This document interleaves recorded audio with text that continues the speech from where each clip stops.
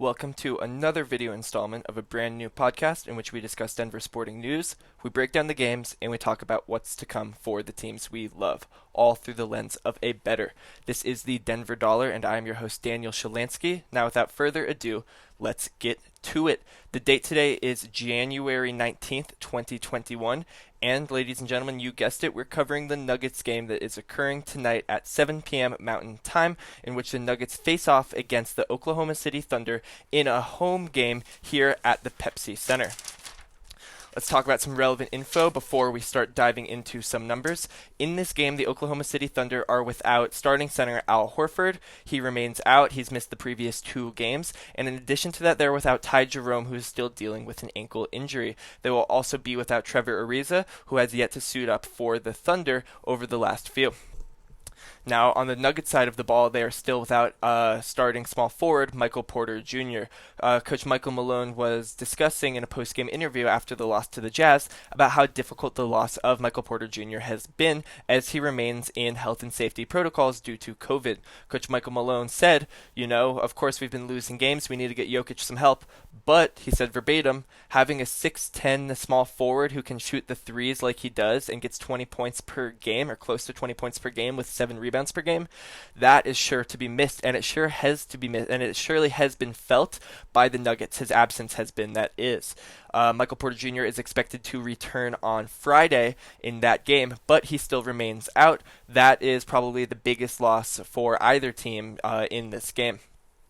Now, that means that the starting lineup for the Denver Nuggets will be the same as it has been over the past few games, barring the few games that Gary Harris has been absent and Bol Bol started at forward. But in this game, just like a lot of the other ones, we'll have Jamal Murray starting at point guard. Paired in the backcourt with him will be shooting guard, fellow guard, Gary Harris.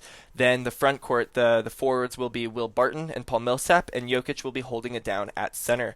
For the Thunder on their side of the ball, their expected starters are Shai Gilgeous-Alexander, Lou Dort, and George Hill in the backcourt, with Darius Bazley and Isaiah Roby holding down the front court. Now, Isaiah Roby has been filling in with, Al Horford has been absent, and he's been doing a fairly good job. In his starts, he's averaging 8.9 points per game. He's only getting 0.7 threes, but that is not his job. He's getting 4.6 rebounds, so he could step it up in that category. But Isaiah Roby has been a pretty sufficient starter in the absence of Al Horford. We'll see how Jokic can do against him down low in the paint. It's sure to be a good one for Nikola Jokic against the young Isaiah Roby. It is only his second season here in the NBA. Now let's dive into some of the numbers. Before I do that, I'm going to give you a template. Now this show, I'm making a conceited effort to make these shows a little bit shorter, get through the numbers quicker, and only discuss some of the more relevant numbers, so the podcast will be a little bit shorter. With that said, we're going to first discuss the money line. We're going to discuss the spread, and then we're going to discuss the over-under, as we typically do. After that, we're going to discuss each individual team's over-under. Then we're going to talk about the three-way money line, and then we're going to talk about some parlays that we like. After that, we're going to dive into some player props. And finally, we're going to finish our show with our tip-off analysis and where you should put your money and what that means you should bet on. All right. So without further ado, let's dive into some numbers. For the money line, the Denver Nuggets are huge favorites in this game, despite having a worse record than the Thunder. Maybe it's because it's a home game, maybe it's because people don't necessarily believe in the Thunder yet, but I would stay away from the money line for this reason. While I do think Denver wins, I think you're getting terrible return of value if you bet on Denver, and I think OKC could squeak it out, and I don't think they win. You're getting terrible value on Denver. Denver's at minus 480, and the Thunder are at plus 370. If I were to bet on the money line, even though I do feel as though Denver would win, I think the value's better on the OKC side of the bet, but I would stay away from the money line. Now talking about the spread, the Nuggets have a huge spread. They're huge favorites of 9.5 points. I think that's pretty ludicrous considering they're playing against a good team that's 6-6, and they're only missing one starter. Well, the Nuggets are also missing a starter. So again, the Nuggets are favored by 9.5 points, while the OKC is locked in at plus 9.5. If you bet on Denver against the spread, you're getting worse odds than if you bet on OKC at minus 114 versus minus 108. Well, I do like Denver to win. I think that those numbers are kind of astronomical. 9.5 points is a lot of points to cover in an NBA game. That is a very large spread. Well, I do think Denver wins. I do think Oklahoma City I do think that they covered the spread, especially at minus 108 versus minus 114. You're getting better odds with the side of the bet that I actually do believe in. So not only is the value remotely there, I do think that that's a fairly good bet. I do think that that is a fairly good bet. Let's move on to the over-under. I would not take any teasers in the spread before I discuss the over-under, due to the fact that, it's a fairly large spread. It's already kind of broken. I usually like to buy teasers in what I think is a closer spread, but this spread's already pretty astronomical. I wouldn't buy points in favor of Denver, considering the fact that I don't even think they win by 9.5, but I wouldn't buy points in terms of OKC because they're the severe underdogs in this game, and they are expected to lose. ESPN's algorithm has them at an 83.7% chance to lose, but we might not really buy into the algorithm. It's based on their power rankings, which are very subjective. So it's just a fun number to throw out there, but don't base your entire bets on that ever. Now let's look at the total over-under. The over-under in this game is set at 221 points. With the over, you're locked in at better odds than the under at minus 108 versus minus 113 for the under. And I like the over, but this is one that's kind of difficult to be confident in. Normally with the over-under, that is a bet we really like here on the Denver Dollar. We're normally very able to predict whether or not it's going to be the over-under. But in this game, it's a little bit difficult, and let me tell you why. Denver on the season is averaging 115.4 points per game, while Oklahoma City Thunder are averaging 106. If you add those up, you're at exactly 221.4, so you're barely with the over in terms of that. But both teams are pretty bad on defense. So Denver is allowing 112.5 points per game. Oklahoma City Thunder are allowing 112.1. If you combine those, you're looking at 124.6 points per game. And so because both teams are pretty bad on defense, they're both in the bottom half. I believe OKC is ranked at number 21 in the league, where Denver is ranked at number 22 in the league in terms of points allowed per game in the NBA this season. While they are both pretty bad at defense, I wouldn't expect those season averages to go up by much. And again, those season averages for both teams, the agglomerate between the two is exactly 221.4, which is barely above the over. So I am willing to bet the over here due to the fact that both teams are averaging it on the season and they're playing against bad defenses in each other. But I'm not as confident in this one as I have been in the past. But I do like the over, especially at the value of minus 108. Again, I am not willing to buy any teasers here because this one's very close. Sometimes I like to buy teasers when I'm confident it will be the over or I'm confident it will be the under. I'm willing to creep up or creep down to get better value.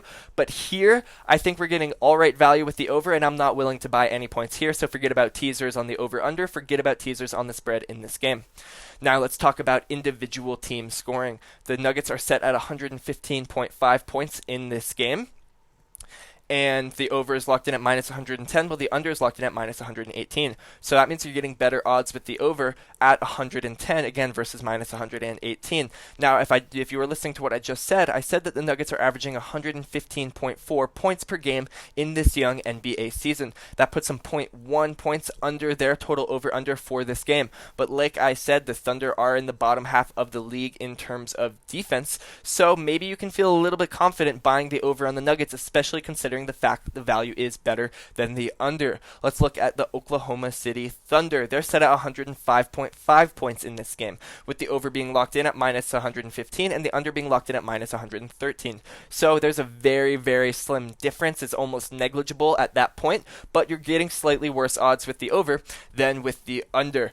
They're averaging 106 on this season, and the Denver defense is bad. They're ranked number 22 in the league, as I previously said. They are without starter Al Horford, and that is pretty difficult for them. The Nuggets mark of 115.4 is true to them because they've been missing Michael Porter Jr. for more games than he's played in this young NBA season. The Thunder, however, have only been without Al Horford for 2 games, so that mark of 106 points per game might even be higher than what you can expect for them in this game, considering the fact they're, kind of freshly they're kind of fresh without Al Horford.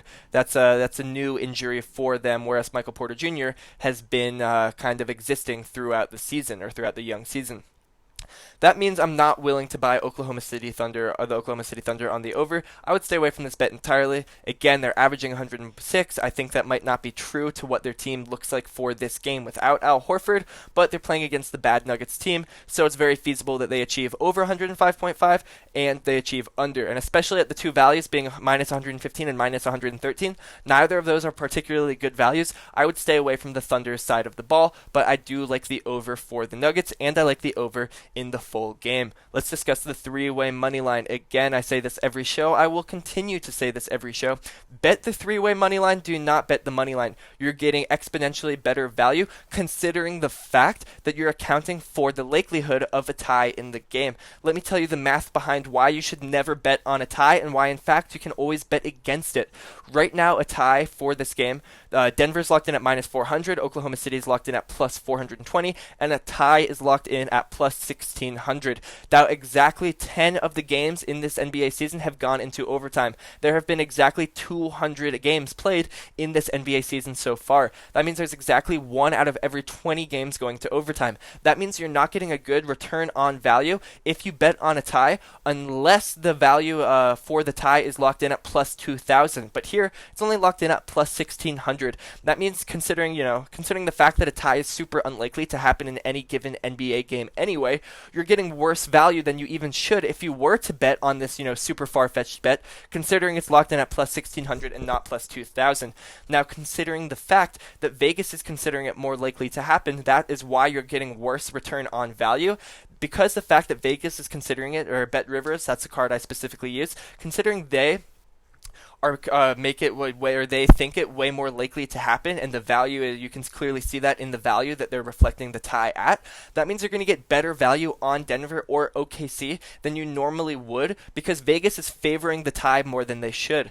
That means with Denver, if you're so inclined to bet that Denver wins this game, if you're so inclined to bet that, you should bet the three-way money line. They're locked in at minus 400 on the three-way money line versus minus 480 versus the normal money line. The only difference being that if you go to a tie, if you go into overtime in this game, you will lose out on the three-way money line, whereas if you just bet on the Nuggets and the normal money line and the game goes into overtime and they're still able to pull it out, you will not lose any money. The bet is still on.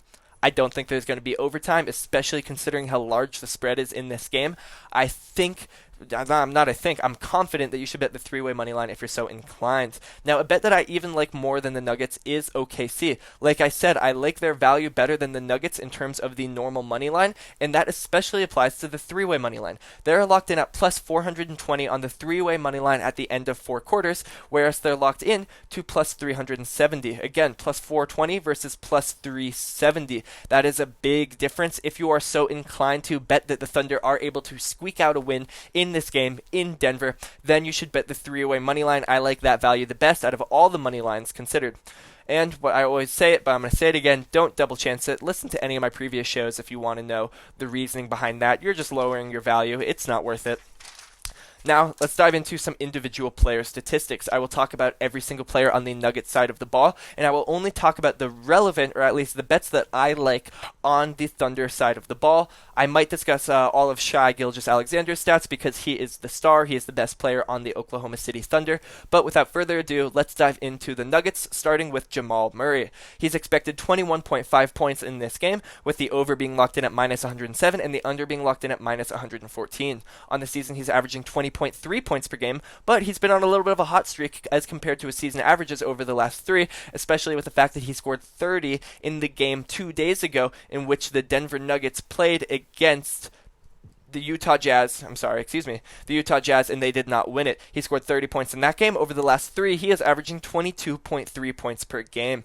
That means, despite the fact that on the season he's averaging the under in terms of 21.5 points per game, he's been on a hot streak as of late, and against this terrible defense, he will most likely be matched up against, Lou Dort is very good at defense on the Oklahoma City side of the ball. He is very good at defense, but he's going to have to switch. He can't cover everybody, and there will be opportunities for Jamal Murray to be matched up against Shai Gilgeous-Alexander and George Hill. Both of them are very subpar at defense. So Jamal Murray might be able to get his. I like the over, but I don't love the value at minus 107. That's a bet that I would stay away from, but if someone were holding a gun to my head, I would say bet the over. Now let's look at Jamal Murray's assists. He's locked in at 4.5 assists in this game. On the season, he's averaging 4, but again, he's been on a little bit of a hot streak over the last 3. He's averaging 4.7 over the last 3 games. Considering the value here, I like the over. It's at plus 100 versus minus 121.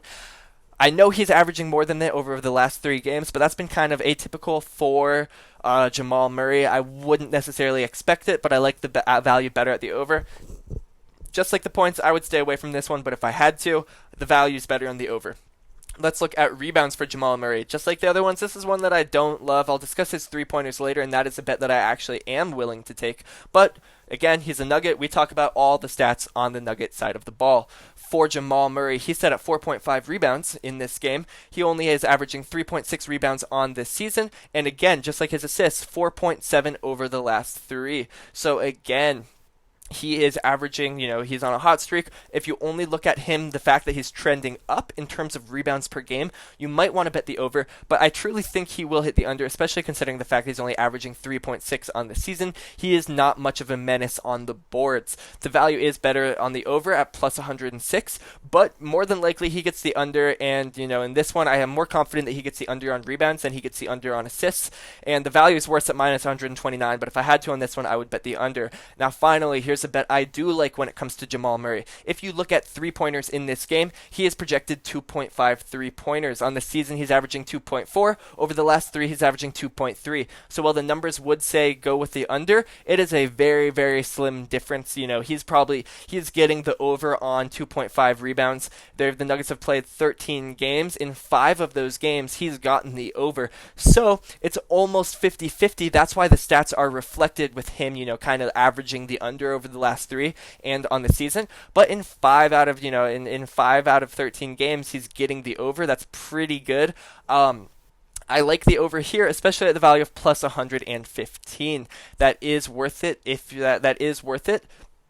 If we were locked in at plus 115 in every game this season, you would be barely up. But against a shoddy Jazz against a shoddy Oklahoma City defense, I like the over there. Let's talk about Gary Harris. Gary Harris in this game is projected 9.5 points in this game, but just like I talked about Jamal Murray being on a hot streak, he has really stepped it up in terms of his averages over the last 3.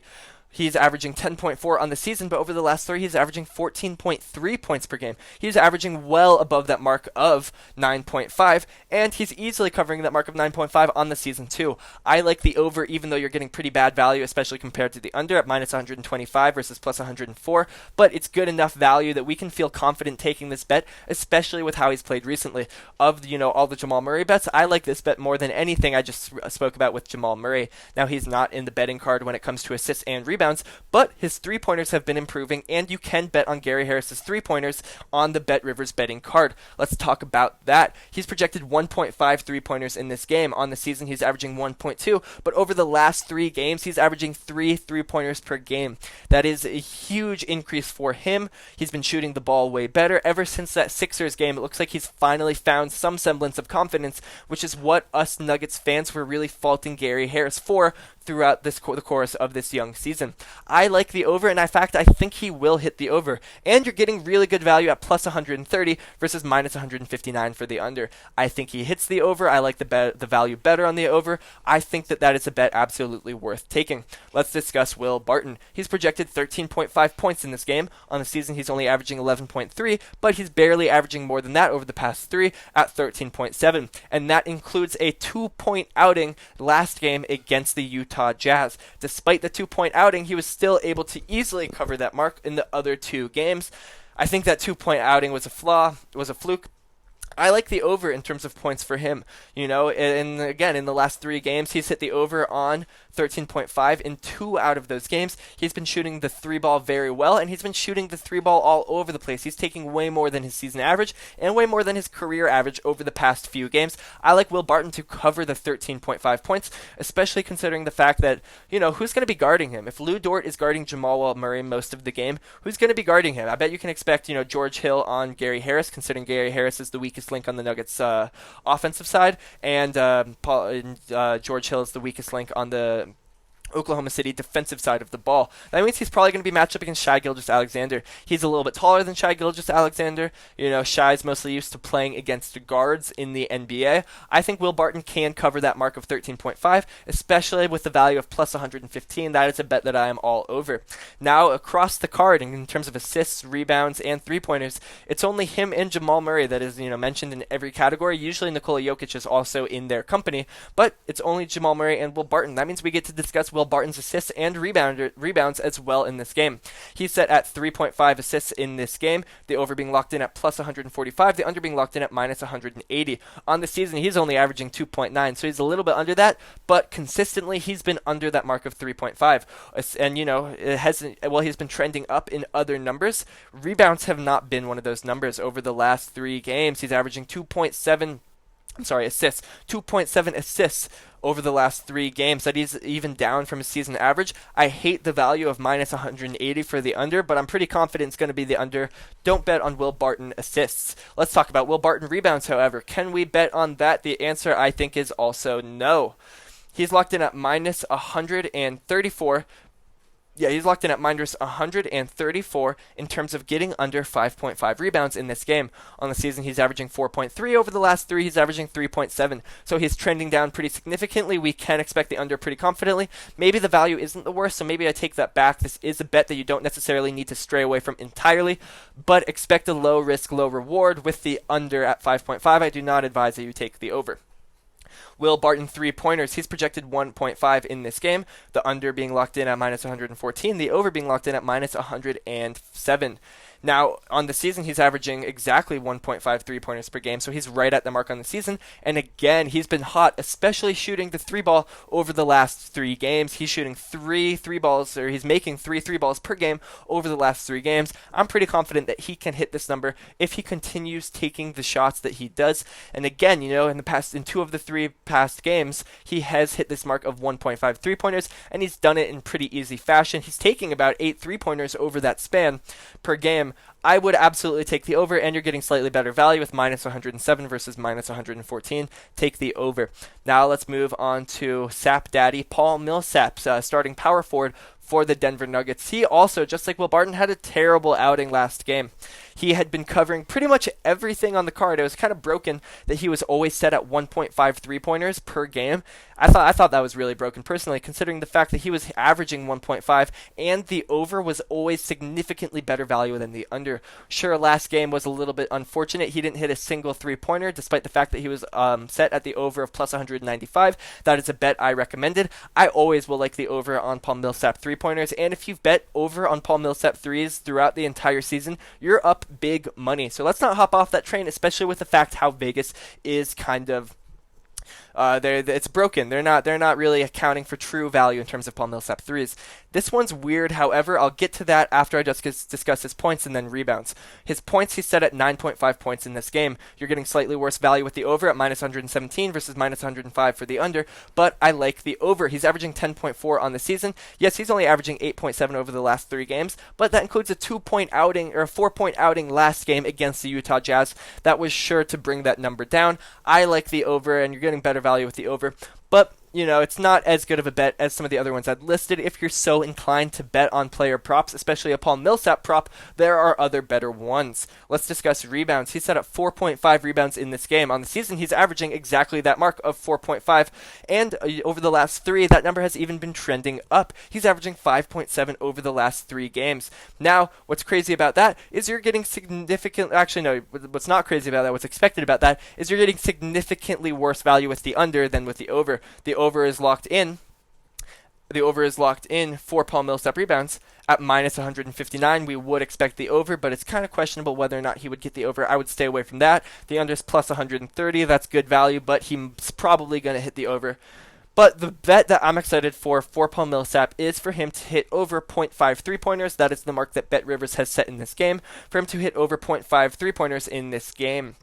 Now he's averaging exactly 1.4 on the season, and he's hitting 1.3 over the last 3 games. That means we can confidently expect him to hit at least one three-pointer in this game. It was kind of a fluke that he didn't hit one three-pointer in the last game against the Utah Jazz. I like the over, but you're going to have to put a lot of money down to see any sort of returns. It's locked in at minus 250. This is an extremely low-risk, low-reward bet. I know I have listeners out there that just want to win a little bit of money. They're happy to see their wallets get a little bit thicker. So if you want a safer bet that you're pretty much, you can never say you're guaranteed, but if you want a safer bet that you can feel a little bit safer about, bet Paul Millsap over on 0.5 3-pointers. Minus 250 is not good enough. It should be even worse. Now let's discuss the man himself, our MVP in our hearts, one of the top MVP candidates on the young season, Nikola the Joker Jokic, Big Honey, the Cookie Monster. He's got a billion nicknames, and that's because he does a billion different things on the NBA court. He's averaging 25 points per game on the season, 27 over the last 3.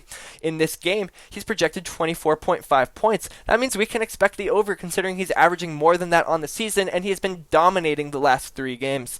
The value on the over is not that much worse than the under at minus 117 versus minus 105. The over on Nikola Jokic points is a bet I like. Let's discuss assists. He's projected 8.5 assists in this game. We know that that's a good bet to take the over because he's averaging 10.3 more than any other player in the league this season in terms of assists. He's averaging on the season 10.3 assists. Over the last 3 games, he's gotten 10 assists. I like the over, and the value is not bad enough for me to stray away from this bet at minus 139 for the over versus plus 115 for the under. Take the over, ladies and gentlemen. Now let's discuss Nikola Jokic, 3-pointers. He is set at 1.5 3-pointers in this game. On the season, he's averaging 1.3. Over the past 3, he's averaging exactly 1.3. So you can expect him to hit the under, but I wouldn't bet the under at the value of minus 175. I like the value on the over better at plus 140. Yes, it's still unlikely for him to get at least that mark of 2 3-pointers in this game, but the value is too good to pass up at plus 140. At plus 140, considering the fact that he's almost doing that in half of his games this season. Now on to the other side of the ball. Let's talk about the opponents. Let's talk about the Thunder. We don't want to, but there are some good bets to be found. One bet I like is Shai Gilgeous-Alexander to hit the over on assists in this game. On the season, he's averaging 6.2, and Al Horford is, he's like a Jokic light. He's a good passer from the center position. Isaiah Roby is sure to he's only a guy that, is good on the pick and roll, gets lobs, gets fed directly under the basket. Unlike Al Horford, who is known to play a little bit more around the perimeter, I think that might boost Shai Gilgeous-Alexander's assists in this game, and we've seen that over the past few when Al Horford has been out. That is why I like him to get more than 5.5 assists, especially considering the fact that the over's locked in at minus 117, which is not terrible value. Another one that I like is George Hill to get more than 1.5 3-pointers in this game. That means he has to get at least 2. Just like Nikola Jokic, I was saying that Nikola Jokic is averaging just under that mark of 1.5 3-pointers, but the value is good enough on the over. George Hill is averaging 1.4 on the season, but the value is good enough on the over, and it's such a marginal difference that I think the value on the over overtakes me wanting to bet the under. He's locked in at plus 118 for the over, minus 143 for the under. George Hill to make more than 1.5 threes is not a bet that I dislike. Now here's a bet that I love. I like Darius Bazley to get more than 7.5 assists rebounds in this game. Now, with the absence of Al Horford, Isaiah Roby again is more of a paint type center. He doesn't play on the perimeter. He can't make a 3 for Jack, just like he's shooting the 3 terribly, unlike Al Horford, who is a competent 3-point shooter. He is a competent stretch 5. I'm not willing to call Isaiah Roby that yet in his young career. That means Isaiah Roby is clogging the paint a little bit more and stealing rebound opportunities from Darius Bazley. So, because he's stealing rebound opportunities from Darius Bazley, Vegas is willing to really boost that number for Darius Bazley in terms of the over on rebounds, because, again, Isaiah Roby steals a bunch of those rebounds. The reason why I don't think that's such an issue is because both teams are terrible at defense in this game. Both teams are young, they commit a ton of turnovers. It's going to be a fast-paced game, which means there are going to be a lot of shots taken, more than we can expect in the course of a normal NBA game. That means there are going to be a lot of rebound opportunities because both these teams will be missing, and they will be missing often. So even though Isaiah Roby is sure to steal rebounds from Darius Bazley, I think the overall rebound count for both teams will be higher than we've seen throughout this young season. I like the over on Darius Bazley threes at 7.5, especially, or not threes, with Darius Bazley rebounds at 7.5, especially with the over with the value of plus 143. This is my favorite bet on the Thunder side of the ball. Let's talk Nuggets player specials. Before we dive into double-double and triple-double threats, I'll give you a quick spoiler alert. The only threat on the Nuggets side of the ball is the man himself, Nikola Jokic. But before we dive into that, we will discuss player specials. This is combined points, assists, and rebounds, kind of the aggregate of all counting stats and where they're projected versus what we feel they should be, the value should be on the over and the under, and we're going to take advantage of any discrepancies that we see here in this game. Nikola Jokic is set at 44.5 total points, assists, and rebounds. On the season, he's averaging 46.7, and over the last 3, he's averaging 49. It's ludicrous that they keep putting his numbers so low. I like the over, and the value is not bad enough for me to stay away from at minus 125. This is a bet that I always tell you to take. Take the over on Nikola Jokic player special, and if you do, you are up money on the season. Let's look at Jamal Murray. He's set at 30.5 combined points, assists, and rebounds in this game. In true pick'em fashion, minus 110 for the over, minus 110 for the under. On the season, he's averaging less than that at 27.9, but in the last 3 games, he's averaging more than that at 31.7, and in fact, he's been really kind of carried by his points alone. Again, this is a bad defensive team in the Oklahoma City Thunder. I like him to score a lot of points in this game. I like him to cover that mark of 30.5. I like the over, and considering the fact that it's the same value as the under, why not bet on that?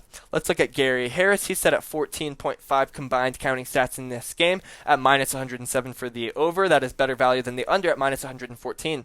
On the season, he's only averaging 14.2, so he's averaging slightly under than that. But I talked about how he's trending up, and oh man, is this guy trending up. He's averaging 18.7 combined counting stats over the last 3 games. That means with the fact that he's trending up, he's finding his confidence. There were games he was scoring single digits in points. There are a lot of games he was scoring single digits in points. I think for the most part, those days are behind Gary Harris. Maybe call me a Nuggets truther, but I expect Gary Harris to return to some good shooting fashion. He has been as of late. I like the over at the better value of minus 107 versus minus 114 for the under. The only under that I do like on the Nuggets side of the ball is Will the Thrill Barton. Let's discuss why. Despite the fact that his scoring has been up significantly, his counting stats have been a little bit down. Again, he's only averaging 2.7 assists over the last 3 and 3.7 rebounds. Those are down from his season averages. So while his scoring is up, everything else is down. So that might, really compensate the fact that that he's reported at a really high over-under for his player special here. He's set at 21.5 combined points, assists, and rebounds. On the season, he's only averaging 18.6. Yes, over the last 3, he's averaging 20.1, but that means, he's trending up a little bit, but he's not trending up significantly enough to the point where you would feel comfortable taking this bet. And again, on the season, he's still averaging the under. Even over the last 3, he's averaging the under. I like the under, and just like Jamal Murray, this is true pick'em fashion at minus 110 for the over, minus 110 for the under. We can be confident he hits the under, and because of that, why not take it at the same value as the over? Now, another bet that I really like the over for is Paul Millsap, and this is maybe my favorite of the Nuggets player specials. He's set at 16.5 combined points, assists, and rebounds. Over the season, he's averaging 16.4 combined points, assists, and rebounds, and he's averaging the same exact number of 6.4 over the last 3 games. That means he is so close to being at that mark for the season, and the value on the over is good enough at plus 102 versus minus 124 for the under. It's basically a 50-50 whether or not he will hit this mark of 16.5, and you're getting good enough value on the over that why not stay away from that? That is one of my favorite ones on this Nuggets side of the ball. Now let's discuss double-double and triple-double threats in this game, and again, it's only Nikola Jokic. He's set at a double-double of minus 435. He's gotten a double-double in 13 out of 13 games this season. If there's such thing as a sure thing in betting, which there isn't, this is it. It's as close as you can get to a sure thing. Again, he's 13 of 13 in 100% of games this season. He has hit that mark of a double-double. Now, this is a bet that I don't love as much as I did against the Utah Jazz, because against the Utah Jazz, for whatever reason, I told everyone to bet on it. It was a broken bet. He was set at only minus 225, and at that point in the season, he had hit a double-double in 12 out of 12 games. We knew he'd get another double-double, and the value of minus 225 was way too good a value there. Sure, it's, a low risk, low reward bet, but it was a way lower risk than the reward said. It was absolutely worth it. Here, he's locked in at minus 435. That is almost twice as bad of a payout as we were reporting against the Utah Jazz. Perhaps it's because the odds makers in Vegas were scared of Rudy Gobert getting, stealing rebounds away from him. But he still got it in rebounds and was damn close in assists, okay? I like Nikola Jokic to get a double-double. Yes, it's pretty bad value, actually, at minus 435. But if you have a lot of money to invest and you just want to see your wallet get a little bit thicker, this is as close to a sure thing as you will ever get in betting. Now let's talk about a triple-double. It's worth it for him to bet on him on a triple-double at plus 175.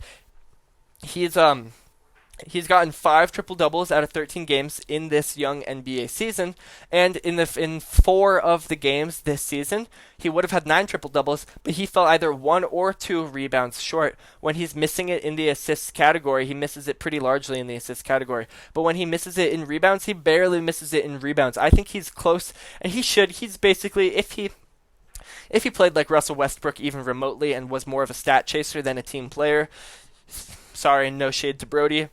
It's a little bit true, though. The man, exercises more of his effort on rebounds than he does on off-ball movement. We're not talking about Brody. We're not talking about Russell Westbrook here. But if Nikola Jokic was as determined to get a triple-double, he would get a triple-double every game. He's locked in at plus 175, and they're playing what should be, at least on paper, a fairly easy matchup in the Oklahoma City Thunder. Well, I don't think he gets a triple-double in this game. I think the value is not something you can pass up on. It's plus 175, people.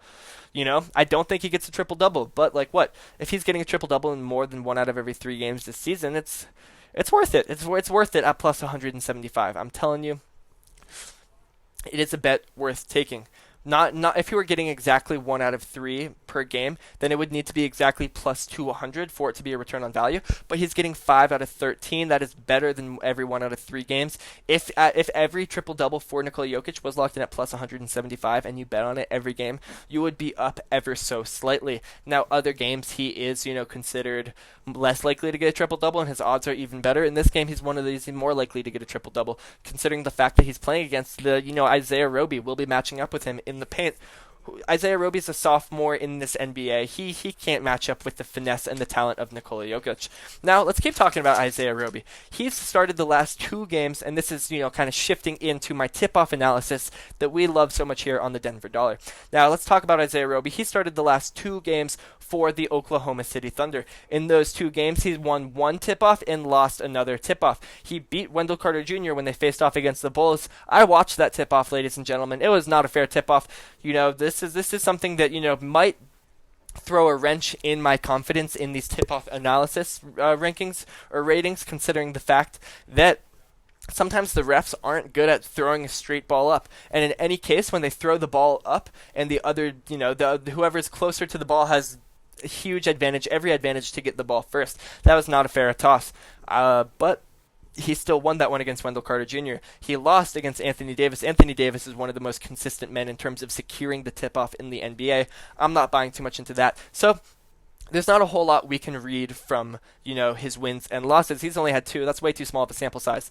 But let's just talk about him as a player. He's 6'8", and one thing that really helps on the tip-off that people don't talk about is being a veteran. Nikola Jokic, the ball, you're not supposed to be able to touch the ball until it reaches max height on the tip-off. You're not allowed to touch it until it starts to come down. The thing is, though, refs don't give a damn about that. They don't give a rat's ass about that rule. Refs will let players, as long as they're not smacking the ball right when it comes out of their hands, the ball almost never reaches the pinnacle point in its upward trajectory. What that means is veterans are kind of sneaky. They're able to, predict when when the refs will and when they won't allow them to touch it. Nikola Jokic is one of the masters at that. He's 7 feet tall, so yes, he doesn't have that much bounce, but yes, he would have an advantage over most other undersized centers in the NBA. But what he's a master at is getting to the ball earlier than he's allowed to and not getting called for it. I'm telling you right now, this dude, Isaiah Roby, he's not ready for that. He doesn't know when the heck to jump. So that's the only reason he beat Wendell Carter Jr., because that dude's young as heck too. He's only a sophomore as well in the NBA. I think Nikola Jokic wins this tip-off, especially considering the fact that he's 4 inches taller. He's 4 inches taller than this dude. And their matchup against the tip-off, he has the veteran presence of mind. He can definitely reach higher. He'll know when to jump better. So far in the season, we're 9 of 13 in terms of predicting correctly who will win the tip-off. And I'm calling it right now. We're going to be 10 of 14 because Nikola Jokic will win this tip-off. What does that mean in terms of betting? You can bet confidently on which team will score first in this game. Denver's locked in at minus 118. OKC's locked in at minus 104. Denver will win the first possession. They will have the ball first, and that means they'll have every opportunity to score first in this game. I like them at minus 118, and again, the reason we do this tip-off analysis is because A, it's fun. It's, some analytics that no one ever talks about in the realm of basketball. And B, there's good money to be made. No one talks about this. But if you can predict who's going to win the tip-off, you have every advantage in terms of who's going to score first and which players you can even bet to score first. So that's why we do this. You should be excited to bet on the Nuggets to score first in this game. Nikola Jokic will win the tip. But you can even take it further. You can bet on individual players to score in this game. When they played against the Utah Jazz 2 games ago, I said don't bet on the Nuggets. Rudy Gobert is going to win the tip. He did win the tip. I said if you're going to bet on any individual players to score first, bet on 3 of them. I liked the idea of betting on Mike Conley to score first, Donovan Mitchell to score first, and Bojan Bogdanovic to score first. If you bet on all 3 of those, if you put $10 on all 3 of those and one of them scored first, you were looking between a range of, let me go back to my old notes, you were looking between a range of, yeah, you were going to get a good payout. You were looking between a big range. If Donovan scored first, which he did, you're looking at a plus 100 bet. That's what we predicted. We thought he would score first in this game. You bet $30. You bet $10 on each of those 3 guys. You walk away with $60. That's a $30 net gain. Now, if you look at Bojan, then if it went all the way to Mike Conley, who was the least likely to score first, you were looking at a plus 216.7 bet, and we knew, or at least we were confident that the Jazz were going to score first, just like we're confident in that, and that was almost, that was really good money. That was a great investment to make. We can be as confident here if you bet on individual Nuggets players. Jamal Murray is locked in to score first at plus 490, and the Joker's locked in at plus 500. If the Nuggets do get the ball and they do score first, those are the big time scorers on the Nuggets. It most likely, I am confident if the Nuggets score first, it will be one of those guys. We've seen it a few times this season where Jamal Murray takes a shot and he either makes it, and if he doesn't make it, Jokic gets the offensive rebound and puts it back himself. I would bet on only these 2 players in terms of who to bet or score first. But if you put $10 on each of them, you're looking at huge return of value if one of them does score first. If you bet $10 and Jamal Murray scores first, you're walking away with $59 at plus 490. That's a net gain of 39 versus the 20 that you bet. That's equivalent to a bet of plus 195. And that's, the reason that we do that. Plus 195 is obviously worse than plus 490. But if the Nuggets score, it could be Jamal Murray or it could be Jokic. You're severely reducing your risk if you bet on multiple players. And you're not reducing the value. You're not getting that much worse of return. It's totally worth it. Let's look at the Joker. He's locked in at plus 500, like I said. That means if you bet $10 on both Jamal Murray and Nikola Jokic, and Nikola Jokic scores first in this game, you are walking away with $60. That's a net gain of $40. That is equivalent to a plus 200 bet. That is great value. I advise that you take it. Nikola Jokic is going to win the tip-off, and we'll see if the Nuggets can pull it out tonight. Thank you so much for listening. Don't forget to like, subscribe, and if you have any friends who are either sports fans or they're betting fans, and if you have any friends who have expressed that they want to get into betting but they haven't yet, redirect them to me. We'll help them make some money. So, just dipping their toe in the water, they want to listen to somebody who isn't so heavily in terms of who isn't so heavy in terms of, his analytics being actual player-based and, matchup-based. I talk about the numbers. I'm a math major. I know what I'm talking about. I find the best value on the scoring card, and I will help you find it too. So again, don't forget to like, subscribe, tell your friends about me, keep watching the show, and thank you so much for listening. We will see you all tomorrow. Thank you.